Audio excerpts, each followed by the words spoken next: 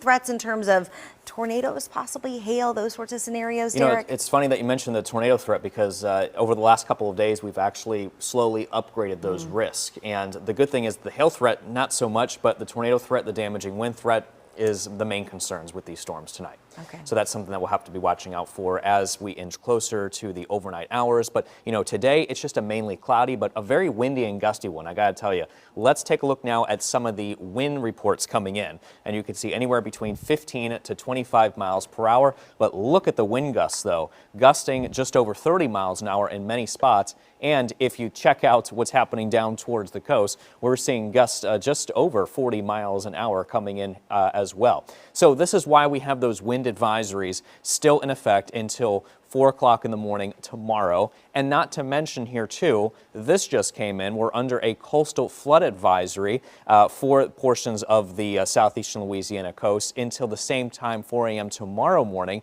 because of that very strong southerly wind coming up from the Gulf that could induce some minor flooding. So let's talk more about these wind gusts. They're going to really just continue throughout the day, gusting again over between 30 to 40 miles an hour throughout the afternoon. And it looks like these very strong wind gusts are expected to stay with us at least through tonight. As this cold front moves in, after it passes through, I should say, then we start to see the winds begin to die down as we head to around 7 o'clock tomorrow morning. So out ahead of these thunderstorms, we are looking at a severe weather threat.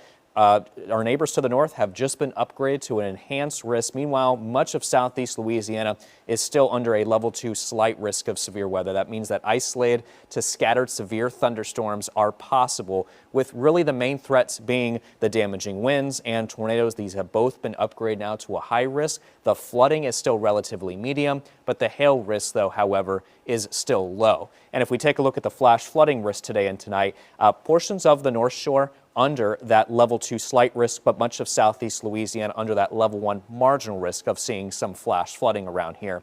And again, it's all thanks to this developing low pressure system to our west. Here's that cold front associated with it as well. That's why the winds gusts are looking higher and our moisture increases from that southerly wind out ahead from the Gulf of Mexico. Here's that approaching cold front entering the picture by overnight. Showers and thunderstorms moving through, and you can see that by the time we reach between 4 to 5 a.m. tomorrow morning, that's when a lot of the metro looks to be pretty stormy as that system moves in. But the good thing is, though, as we head throughout the rest of your day tomorrow, a secondary cold front moves in. That's going to enforce some cooler and drier air to work with. Not really expecting it to get drastically cold, but we will be looking at some calm conditions, maybe some increasing clouds settling in by Wednesday with some clearing conditions in store by Thursday. A look now at your WDSU First Warning 7-day forecast, and you can see that we will be looking at some nice conditions after today and after tonight because we will be looking at mixed clouds and sunshine here for the rest of the week coming up.